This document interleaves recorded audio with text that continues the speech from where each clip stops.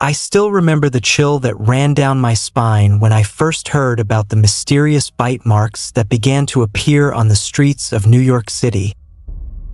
It was the summer of 2015, and I was a junior at NYU. Studying forensic psychology, I had always been fascinated by the darker side of human nature, and this strange phenomenon had piqued my interest. At first, it started with whispers on social media and local news outlets. People were reporting strange, unexplained bite marks on their arms, legs, and even faces. The victims all had one thing in common.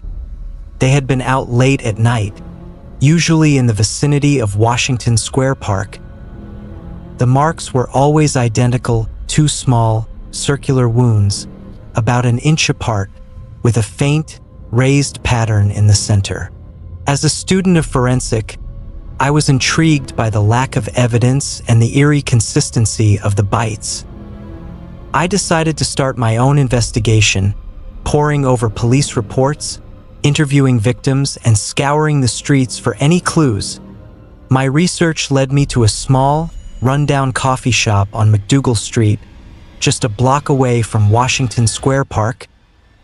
The owner, a gruff but kind-hearted man named Joe, told me that he had seen several victims come in with the bite marks. He remembered one particular girl, a petite blonde named Sarah, who had been bitten on her forearm. Sarah, a 22-year-old art student, agreed to meet with me at a small cafe on Bleecker Street. She was nervous and fidgety, but willing to share her story.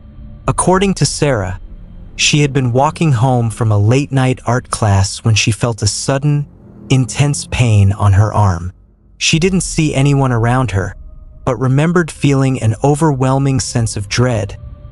I examined Sarah's arm, taking detailed notes and photographs of the bite mark. It was then that I noticed something strange. The mark seemed to be slightly raised, with a faint, crescent-shaped pattern in the center. I couldn't shake the feeling that I had seen this pattern before, but couldn't quite place it. Over the next few weeks, I interviewed several more victims, all with similar stories and identical bite marks. I began to notice a pattern. All of the victims had been out alone at night, usually between the hours of 1 a.m. and 3 a.m. They all reported feeling a sense of unease or fear before the bite, but none of them had seen their attacker. As the number of victims grew, so did the public's fascination with the case. The media dubbed it the bite mark killer, and speculation ran rampant. Some thought it was a serial killer, while others believed it was a wild animal or even a vampire. But I knew that this was no ordinary case. The lack of evidence, the strange pattern on the bite marks, and the eerie consistency of the attacks all pointed to something more sinister. One night, as I was walking home from the library, I received a cryptic message on my phone. "Meet me at the old clock tower in Washington Square Park at midnight. Come alone." The message was unsigned, but I knew that I had to go. As I approached the clock tower, I felt a chill run down my spine. The park was deserted, except for a lone figure standing in the shadows. It was a woman dressed in black with piercing green eyes.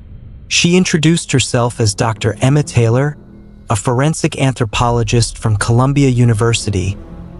Dr. Taylor explained that she had been tracking the bite marks for months and had made a startling discovery. The pattern on the bite marks was not just a random shape, it was a deliberate design, created to mimic the ancient symbol of the Ouroboros, a snake eating its own tail.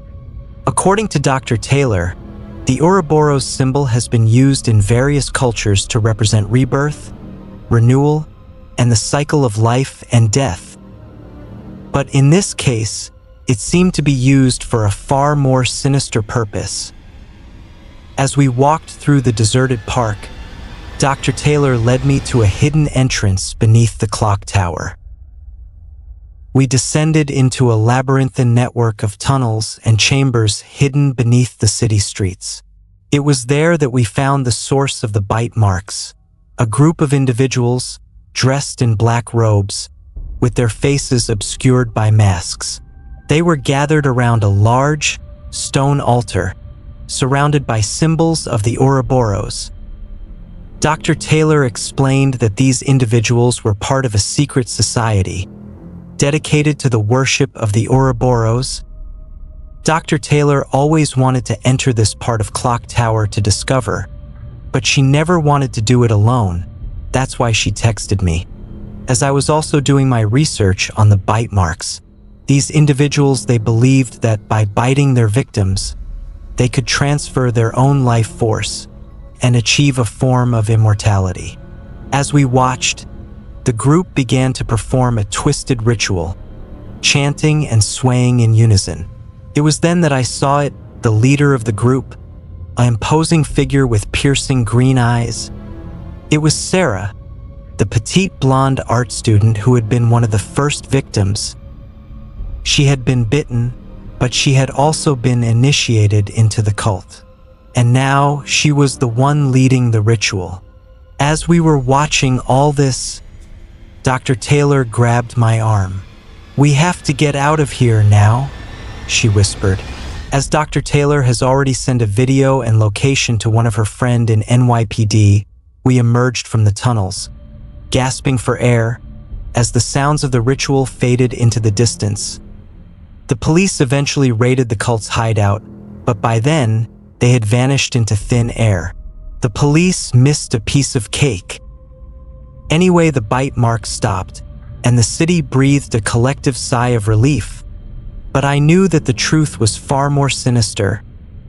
In the heart of Washington Square Park, the bite mark may have been solved, but the mystery would haunt me forever.